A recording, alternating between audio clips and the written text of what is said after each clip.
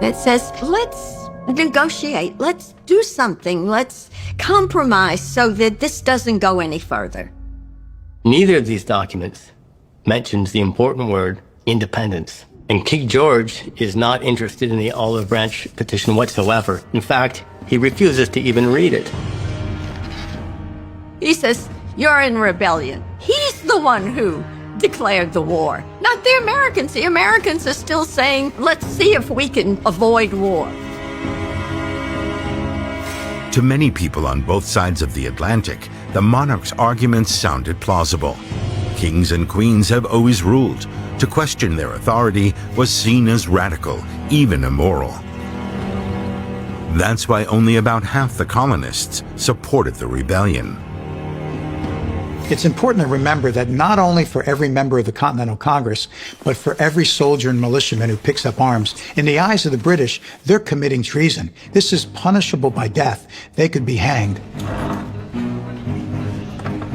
King George III's response left the Congress with only two options: full submission to the crown or open rebellion.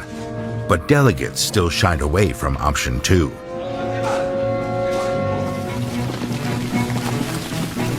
In June 1775, delegates voted to establish a joint continental army, a unified military force for all the colonies. One of its aims, to assume control of regiments stationed around Boston. The Army's commander-in-chief was a 43-year-old plantation owner from Virginia, George Washington. Washington has a remarkable reputation. He's stoic, he's honorable, he's calm under fire. Washington is one of the few men who's actually served in combat. He's led men in combat. On the other hand, it's been over a decade, and he's never led an army larger than about 1,000 men. Now he's going to lead thousands and thousands against the world's most powerful military. George Washington prepared to assume command. Meanwhile, the British were reinforcing Boston by sea.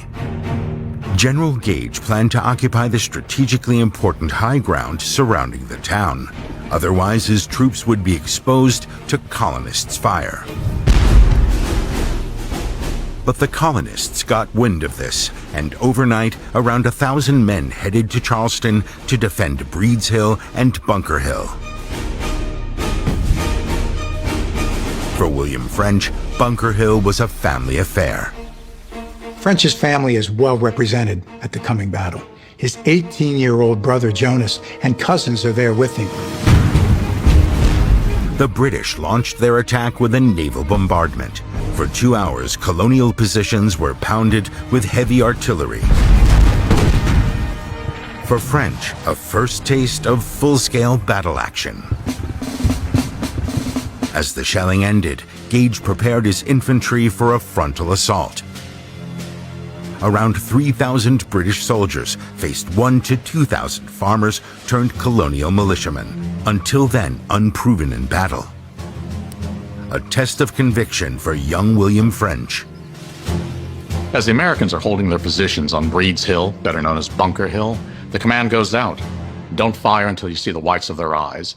That's meant to tell the soldiers to hold their fire until the British are close enough that you won't miss when you fire.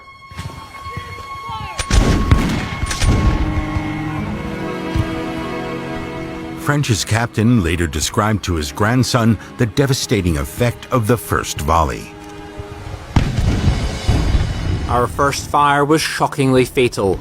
The enemy was thrown into confusion. Their lines were broken, and it was some minutes before they had conveyed their dead and wounded into the rear.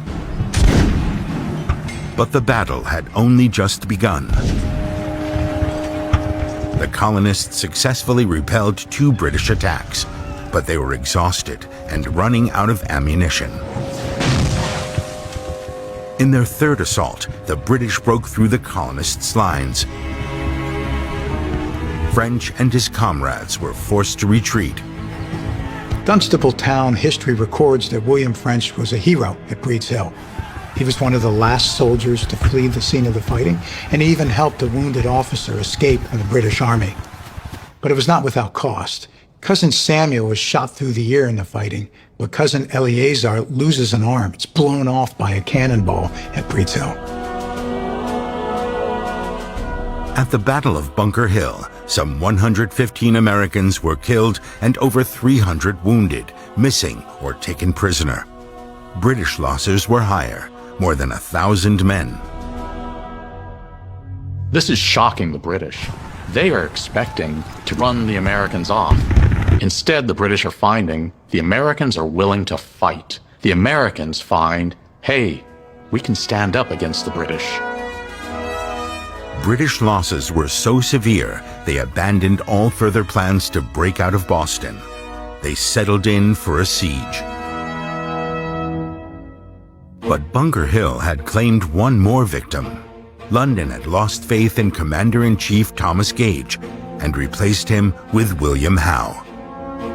William Howe comes from an aristocratic family. His elder brother Richard is an admiral in the Royal Navy. Howe has extensive experience fighting in North America. As a tactician, William Howe is one of the best the British Army has. Howe understood the colonists' dilemma, but he was an officer of the king. A great irony of General Howe is he is kind of pro-American. He is supportive of the colonists. However, he is a British officer in command who took an oath to the crown. So despite his personal views, he's going to support the British cause and put down the revolution. Meanwhile, George Washington arrived in Boston to inspect his new army. By Washington's standards, these militiamen from New England are slovenly. They are undisciplined. He's not terribly impressed by them. He's also got to face the fact that there's no logistical system. And so Washington is now desperately looking for supplies, ammunition, gunpowder, artillery. He needs shoes. He needs uniforms for his soldiers. He needs everything. And Washington faced an even greater challenge. French, like most American soldiers enlisted from outside Boston, expect to be going home January 1st, 1776. But the siege of Boston hasn't ended, and the American army still needs soldiers. Congress has not yet figured out a way to adequately fund the war. So those soldiers outside of Boston in the winter, they're freezing, they're hungry, many have not been paid, and when they are paid, it's a little over $6 a month. Who would re-enlist? Some were starting to question the sense of it all. They were British subjects going to war against their king. And when the fighting ended, what then? The answer came in the form of a short pamphlet that became one of the most influential texts of the American Revolution, titled Common Sense. Written by the publicist and political writer Thomas Paine and published in January 1776, it set out a case for independence from Britain. Common sense will tell us that the power which hath endeavored to subdue us is the most improper to defend us. We have every opportunity and every encouragement before us to form the noblest, purest constitution on the face of the earth. We have it in our power to begin the world over again. Common Sense was rooted in an intellectual movement championing reason, science, and individual freedom. So Paine here is building on European Enlightenment ideas that have then come to America and been filtered through American lenses. Paine's pamphlet aims to break Americans away from their attachment to Britain and to kingly government. Paine wants Americans to look to the universal rights of man, relying on reason and relying on experience to devise their own government. Common Sense argued that rebellion wasn't treason, but resistance against tyranny. This resonated with Americans from all walks of life. People buy it, people read it, people take it to taverns and town squares and read it out loud to people who can't read for themselves. Washington himself actually has it read to his soldiers to remind them why they're fighting, why they've left their homes, why they're risking death. They're fighting for a new country, maybe a country that is run by men like them. Common sense convinced men like William French to re-enlist, but not to drive the British out of Boston. The colonial forces were too strong for the British to take on directly, yet too weak to capture the city. Washington has the men, he has the high ground, he has the advantage, but he's missing one thing to complete the siege: artillery. In March 1776, a transport of cannons captured from the British finally arrived. Washington positioned them on Dorchester Heights and aimed them at Boston. Imagine the British waking up and they see ringing the hills around the city the artillery now that Washington needs to do the job. The Continental Army could now force a surrender with artillery fire. Howe had no choice. The very same month, some 11,000 British soldiers set sail from Boston for the nearest safe British port, Halifax. One can only imagine what French is thinking. In a year, he and his comrades have done the unthinkable. They've defeated the British, at least for now. George Washington suspected that the British would press on. He predicted they would regroup and attack a new target: New York. Whoever gained control of New York could cut off the rebellious colonies in the north from the more loyal ones in the south. Washington had to reach New York before the British. Less than 3 weeks after the evacuation of Boston, French marched 320 kilometers south with some 19,000 soldiers. William French joins this war as a militiaman. He participates in the siege of Boston, protecting the capital of his colony. But now, he's being asked as part of the Continental Army to go to a different colony.